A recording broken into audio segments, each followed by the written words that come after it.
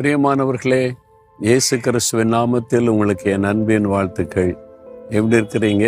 சந்தோஷமா இருக்கீங்களா? மன மகிழ்ச்சியா இருக்கீங்களா? சந்தோஷம் எப்பொழுதுமே ஒரு மன மகிழ்ச்சியா நாம இருக்கணும்னு ஆண்டவர் விரும்புகிறார். கவலை, சோர்வு, பயம், கலக்கம் இதெல்லாம் நம்முடைய உலக வாழ்க்கையில நம்ம சந்திக்கக்கூடிய பல காரியங்கள். நாம் அதில் நிலைத்திருந்து விடக்கூடாது. கவலைப்பட்டுக்கிட்டே இருக்கிறேன், சோர்ந்து போய்கிட்டே இருக்கிறேன், பயந்துக்கிட்டே இருக்கிறேன் அப்படிலாம் இருக்கக்கூடாது. நம்ம கடந்து செல்லுகிற பாதையில், நம்ம குடும்பத்தில், வேலையில், ஊழியத்தில் பல பிரச்சனை வரும்போது இதெல்லாம் நம்முடைய வாழ்க்கையில் வரும். ஆனால் இருக்க மத்தியில் நமக்கு ஒரு பெரிய பலன் என்ன தெரியுமா? ஆண்டவருடைய வசனம் சொல்லுகிறது, நெகேமியா 8ஆம் அதிகாரம் 10ஆம் வசனத்தில், கர்த்தருக்குள் மகிழ்ச்சியாய் இருப்பதே உங்களுடைய பலன். கர்த்தருக்குள் மகிழ்ச்சியாய் இருப்பதே உங்களுடைய பலன். ஆண்டவர் சொல்றாரு, என் மகனே, உன்னுடைய பலன் என்ன தெரியுமா? மகளே, உன்னுடைய பலன் என்ன தெரியுமா? நீங்க நினைக்கலாம் உலக காரியம், உங்களுடைய படிப்பு, உங்களுடைய ஞானம், உங்களுடைய திறமை, நீங்க சாதிக்கிறது, ஒரு ப்ரமோஷன், அதெல்லாம் நமக்கு ஒரு பெரிய பலனா இருக்கும். வருமானம் பெருகுவது, அதெல்லாம் இல்லை.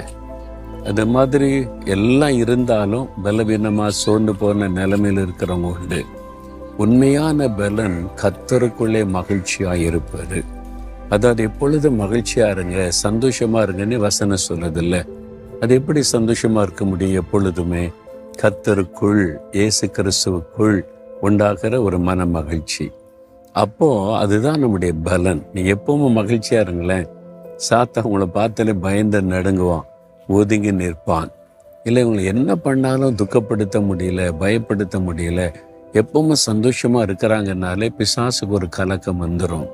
ஏன்னா அதுதான் உடைய பலன். ஏன்னா எப்பவும் சந்தோஷம் எல்லாராலும் இருக்க முடியாது. இயேசு கிறிஸ்துக்குள்ள யார் இருக்கிறாங்களோ அவங்க தான் எப்பொழுதும் சந்தோஷமா இருக்க முடியும்.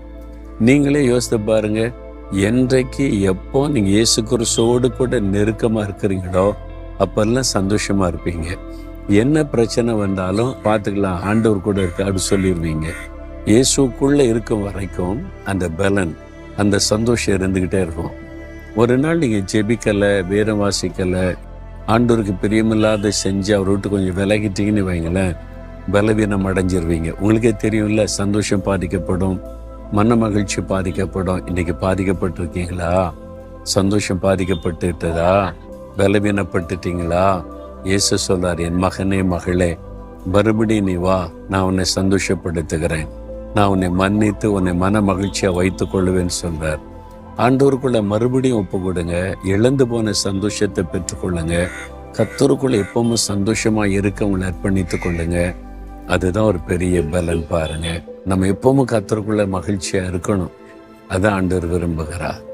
அதான தினமும் எல்லா சூழ்நிலையிலும் மகிழ்ச்சி இயேசுதான் தர முடியும். இன்றைக்கு உங்க வாழ்க்கையில குறைவுபட்டிருந்தா இன்னைக்கு ஆண்டவர்கிட்ட சொல்லுங்க, ஆண்டவரே, நீங்க அந்த மன மகிழ்ச்சி எனக்கு கொடுங்க, நான் எப்பவும் உங்களை சந்தோஷமா இருக்கணும். அப்படி சொல்லி பாருங்க, இயேசு கொடுக்கிற சந்தோஷம் உள்ளத்தை நிரப்பி விடும். ஜெபம் பண்றீங்களா?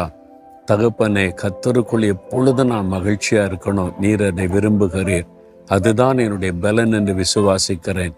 இழந்து போன அந்த சந்தோஷத்தை திரும்ப தாரும் என்று யார் ஜெபிக்கிறாங்களோ அந்த மகனுக்கு, மகளுக்கு அந்த சந்தோஷத்தை திரும்ப தாரும். ஒவ்வொருடைய உள்ளமும் கர்த்தருக்குள்ளே மகிழ்ந்து களிகூரும்படி செய்யும். இன்றைக்கு இப்பொழுதே அந்த சந்தோஷம் மன மகிழ்ச்சியோடைய உள்ளத்தை நிரப்பட்டும், நிரப்பட்டும், நிரப்பட்டும், உள்ளத்தை நிரப்பட்டும், ஆட்கொள்ளட்டும். அந்த சந்தோஷம், வெறுமைகள் மாறட்டும், கலக்கங்கள், சோர்வுகள் விலகட்டும். ஒரு பெரிய சந்தோஷம் உள்ளத்தை நிரப்பட்டும். நீர் கூடவே இருந்து அவளை ஆறுதல் படுத்தி தாங்கி நடத்தும். இயேசுவின் நாமத்தில் ஜெபிக்கிறோம் பிதாவே. ஆமேன், ஆமேன்.